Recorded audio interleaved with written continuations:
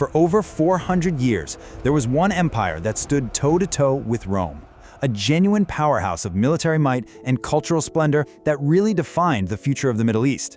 It rose from the ashes of another great power, the Parthian Empire, and left behind a legacy that, honestly, we still feel today.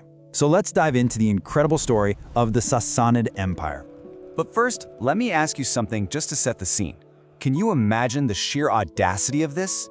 What empire was so powerful, so confident, that it could not only crush Roman legions on the battlefield, but actually capture their supreme commander, the emperor himself, and hold him prisoner for the rest of his life? Well, you guessed it. That was the Sassanid Empire.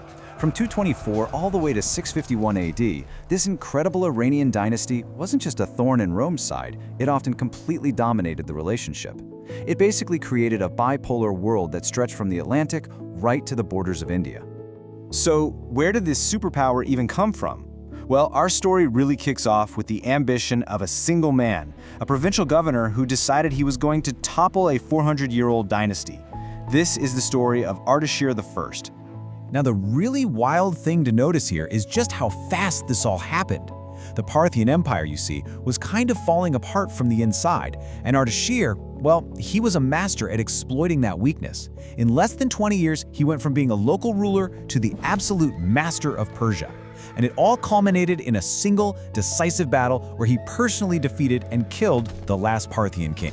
And this is where you really see his ambition shine. Ardashir didn't just call himself a king. No, he took on the ancient, incredibly powerful title Shahanshah, which means King of Kings. This was a massive statement. He was basically announcing to the world that the old, decentralized way of the Parthians was over. A new, centralized and powerful Persian Empire had just been born.